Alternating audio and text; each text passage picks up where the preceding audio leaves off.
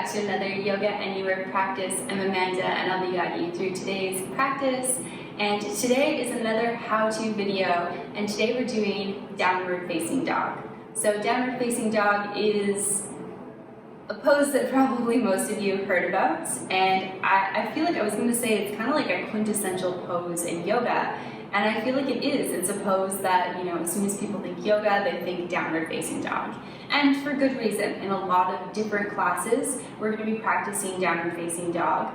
And, you know, in a lot of vinyasa flow classes, the teacher will often refer to it as kind of like the home base or the resting pose. And so it's really important to know how to do this pose so that you can move through your practice with a little bit more ease. So I'm going to be showing you traditional downward facing dog, and then I'll also show you a variation if you have anything going on with your wrists. So a couple of key things to know with downward facing dog. You can start from your tabletop all fours.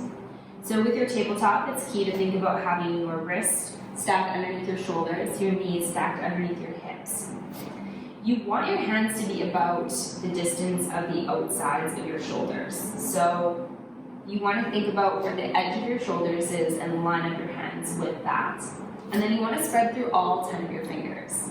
Now with downward facing dog, I like to walk my hands just a little bit forwards because we are going to be doing this sort of motion.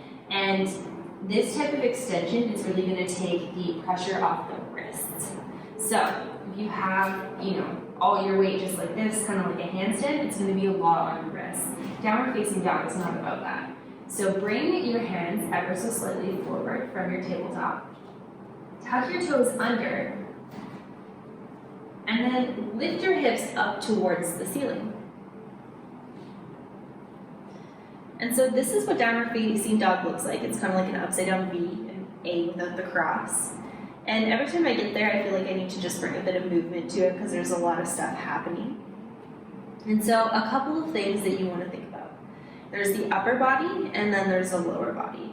So you want to think about extending from your heart center all the way towards your fingers. So really pushing that part of your body back, but breathing into the back side of your body, so keeping that nice and full. So we don't want to have like sinking into the ground. You want to have a nice long line with your fingers all the way to your shoulders and all the way to your hips and back. And then also thinking about having your head right in line with that. So your head should be right in line with your body. And you're creating a nice long line all the way up towards the back of your hips. Okay, from here, there's often challenges because people will have really tight hamstrings. So what they'll try and do is they'll straighten their legs and they'll do this. This is really hard on the wrists. I feel it almost immediately, and I have no prior wrist injuries or pain. So what you need to do is bend through your knees, send your hips to the sky, push back out of your arms. So for me as a teacher, I think about the fact that having that length out of our upper body is more important than the length out of our lower body, because for most of us, we have a lot of tightness through our shoulders, we have a lot of tightness through our hips, and we have a lot of tightness in our legs. And so it's going to be really challenging to straighten through your legs if you're tight and not have this roundness, right? So what you're going to do, if sending your hips back is not an option, and for me, I even feel some tightness through my calves, through my hamstrings with that, is bend your knees. Bend your knees, send your hips to the sky, and then lengthen through your upper body. Find nice deep breaths here. Hug everything towards your midline, so towards your center. Draw your belly button in and back towards your spine, and then really push from your heart all the way to your hands, and from your heart all the way to your hips, down the back sides of your legs to your heels. So you've got this sort of push-pull action happening that's going to keep you in that pose and keep you nice and stable. So have a try, play around with that a little bit, see where you're at with your own practice. I'll walk through a couple of the key things once again.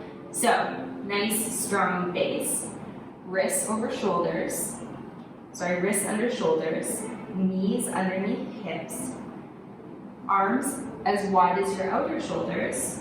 Then walk your hands just a little bit forward. Spread through all 10 of your fingers, nice and key. Tuck your toes under.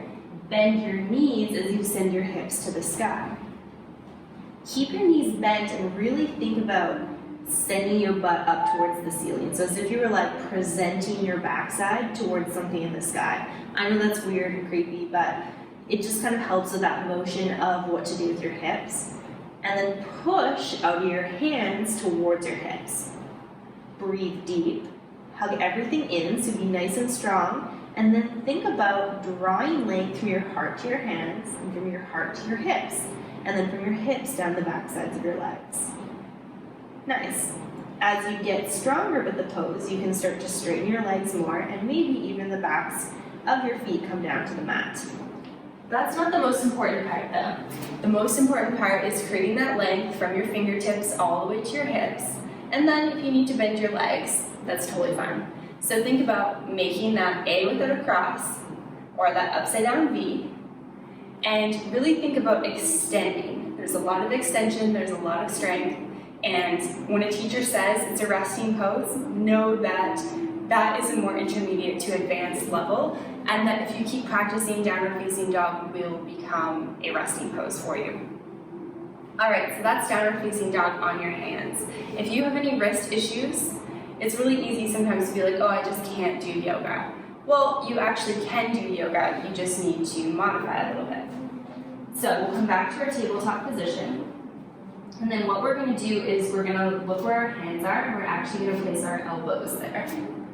So this is going to be a little tough on the shoulder, so what I actually like to do is bring my hands together. Keep your elbows still about as wide as your hands would be. From here, tuck your toes under, hug your belly in, so nice strong table here. It's a slanted table, but it's still strong. And then send your hips up towards the sky. And then you can walk your toes in ever so slightly, bend your knees just like we did before, relax your head down, and voila! We are in a version of downward facing dog, and we're not on reverse. Come down and release. So you can practice doing that with your hands down, with your hands together like this, with your hands interlaced like I did. Find any variation that feels good for you, and just know that anytime there's a downward facing dog, that you can just come down onto your forearms and do it like that so that you're not having any wrist pain. Alright, let me know if you have any questions about that. Good luck with your downward facing dogs. Give this video a thumbs up or a like if you enjoyed it, and I'll see you next week. Namaste.